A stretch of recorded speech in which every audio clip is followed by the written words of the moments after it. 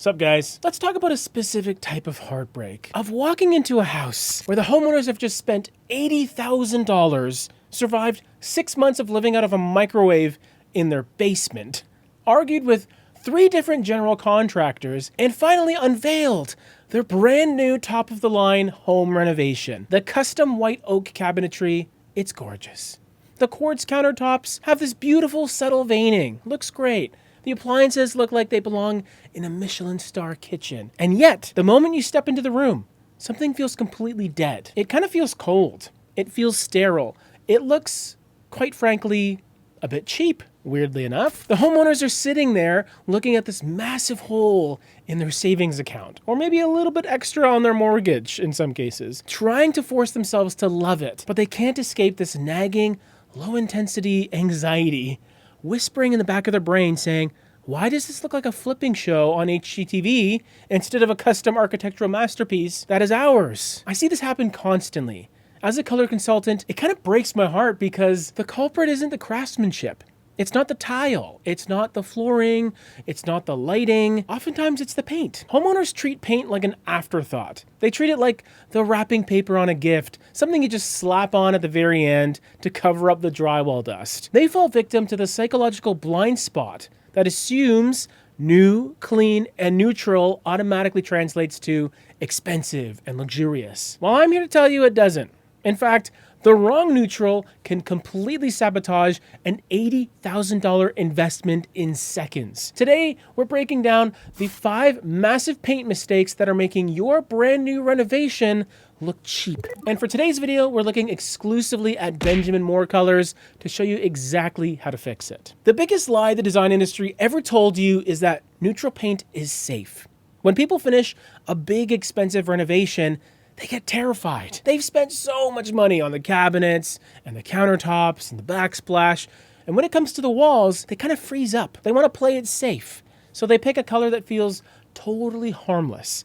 And 9 times out of 10, they choose a flat, lifeless gray beige or an aggressive, sterile builder white. Here is the psychological reality of design. Safe is just another word for forgettable. When you paint a brand new, beautifully constructed room in a completely uninspired neutral, you are telling the human brain to stop looking. Ignore me. You're signaling that there's nothing special happening. True luxury doesn't mean loud neon colors, but it does mean commitment. High-end spaces feel expensive because the color on the walls has weight, intention, and depth. And if you spent tens of thousands of dollars on custom cabinetry, why on earth would you coat the walls in a color that looks like it came out of a 5-gallon bucket from a subdivision job site? Stop trying to hide your walls. Your paint shouldn't just be a backdrop in all cases. It needs to be the glue that actually holds your expensive materials together. Mistake number 1, the cold gray and warm wood clash. This is the absolute king of renovation tragedies. You decided to install the stunning, warm, natural white oak floors or beautiful honey-toned custom cabinets. Then you or your contractor went out and bought a couple of gallons of Benjamin Moore Wickham Gray or Coventry Gray because someone told you gray was modern and clean. What happens when you pair a cold blue undertone gray with warm golden wood tones? Visual warfare. Your eyes don't know where to rest. The cool tones in the gray aggressively reject the warm tones in the wood, making the wood look muddy and orange, while making the paint look like wet industrial concrete. It completely strips the richness out of the natural materials you just paid a premium for. If you have warm wood elements, it's always a good idea to lean into neutrals that have a warm, supportive backbone. Instead of a sterile blue-gray, you should be looking at something like a warmer Edgecombe gray.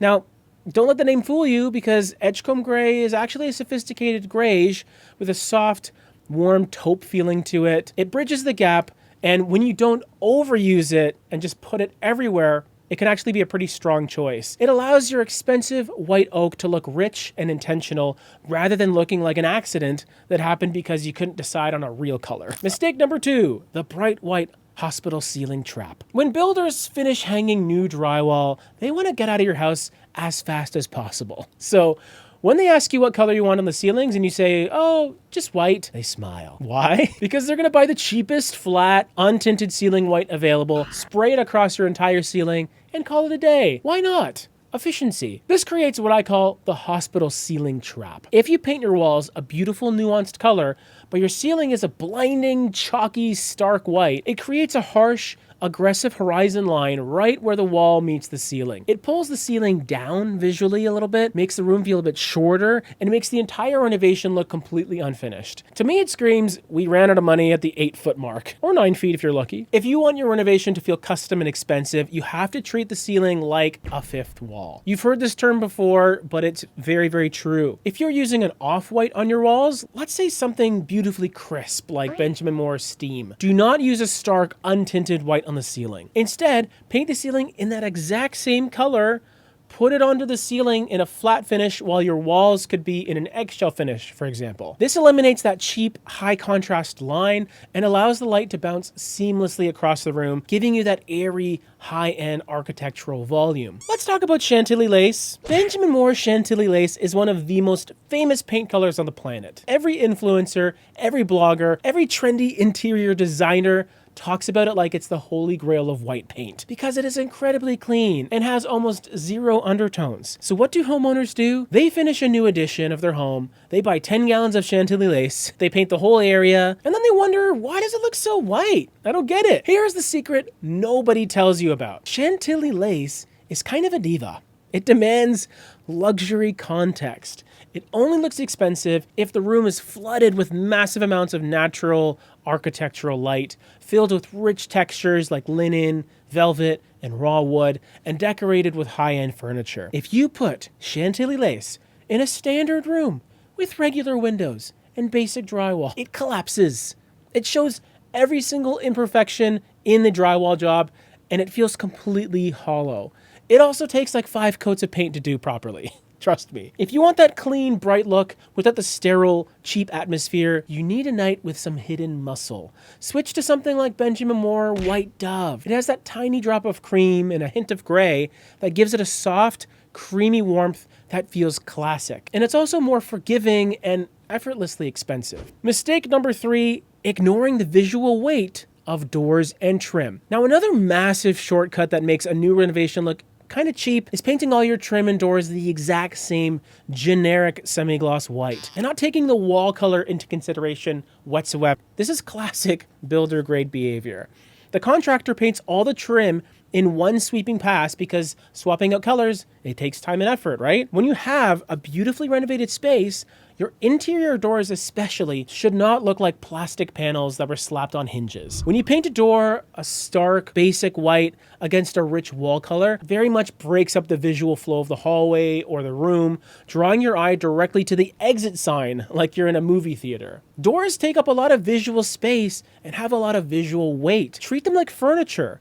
One of my absolute favorite design tricks using the Benjamin Moore catalog is to paint interior doors and trim in a deeper contrasting tone. You don't need to go completely dark, charcoal, navy. Even a darker mid-tone can do the job as well. You can also go completely one color drench. Just take that wall color and put it on the doors and the trim in an appropriate satin or semi-gloss finish. If your walls are a soft neutral, try painting the doors in Benjamin Moore's Amherst Gray or even a rich green like Black Woods.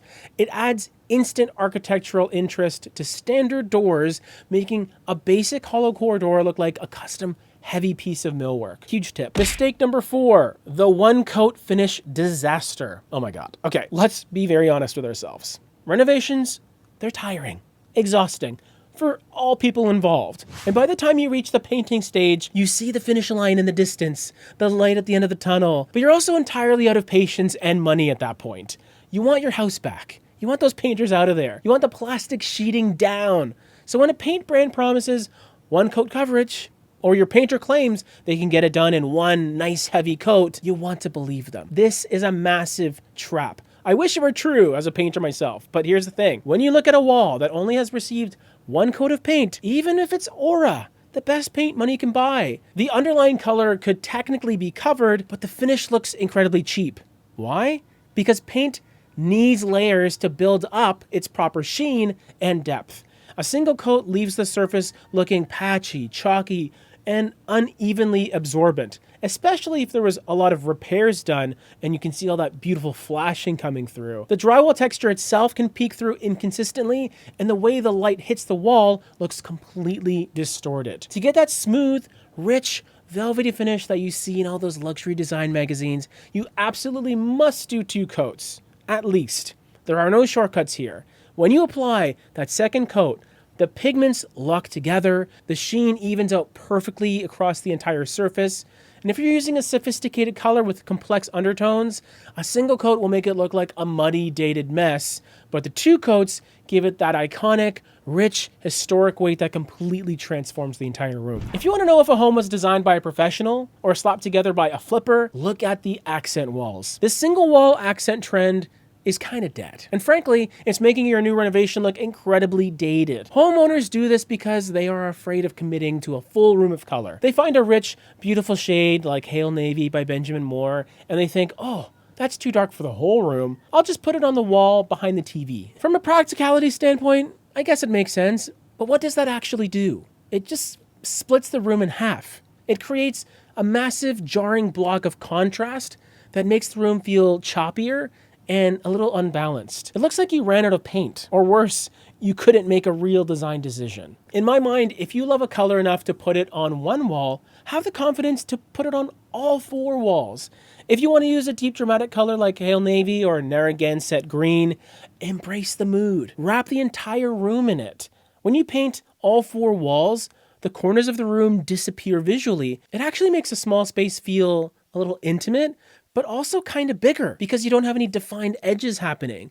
And also, it just feels more luxurious than a lazy accent wall ever could. Commitment is the difference between a high-end custom space and a weekend DIY project. No hate to you DIYers, but this is just my opinion. Mistake number 5, failing to sync with the lighting. The 5th and final mistake that ruins brand new renovations is choosing a paint color under the wrong light. You go to the paint store, you pick up tiny 2-inch paper swatches under their harsh, flickering commercial fluorescent bulbs. You say, looks good. And then you buy 3 gallons. Then you put it on the walls of your new north-facing room, and you are horrified to find out it looks like a dull, muddy swamp. New renovations often feature upgraded lighting. Maybe you just installed a bunch of modern 4,000 Kelvin LED recessed lights. If you couple those bright, cool LED lights with a crisp gray like Benjamin Moore's paper white, your room is going to look like an operating room or a dentist or something. Conversely, if you have warm 2700 Kelvin lighting and you try to use an ultra warm beige, your room is going to look like it's coated in melted butter. My longtime subscribers already know this, I'm sure, if you're listening. For my newbies out there, you must test your colors in the actual room, on the drywall itself, under the actual lighting you plan to use. Buy a sample can, get some stick-on peel and stick thingies. Whatever you can do, paint a large poster board for all I care. Move it around the room at 10 a.m., 3 p.m., 8 p.m. with the lights turned on. Watch how the undertones shift. A color like Benjamin Moore Gray Owl can look like a beautiful clean gray in a bright south-facing room. But the second you put it in a dark room with cool light, its green undertones pop out aggressively. Don't let your new lighting turn your expensive paint into an accidental nightmare. Your renovation is an investment in your sanity, your family, and your financial future. Do not trip at the finish line by letting a rushed, fearful, or contractor-driven paint choice ruin the custom materials you just paid a premium for. Step away from the generic builder whites, leave the cold industrial grays in 2015, and choose colors that have the depth, warmth, and intention your new space deserves. If you're looking at your newly renovated space right now, or you're in the middle of planning a project and you feel completely overwhelmed by the thought of trying to map out how all these colors are going to work together and flow from the kitchen to the living room to the hallways, let us take that weight off your shoulders. Check out our palette pyramid service because it is a simple, highly structured, and incredibly affordable framework we developed to give you a cohesive designer-grade transition throughout your entire home. No guesswork, no stressful late night trips to the paint store. I mean, I think most of them close at like 5, but that's late for me. Click the link in the description down below to get started, and I'll see you in the next video.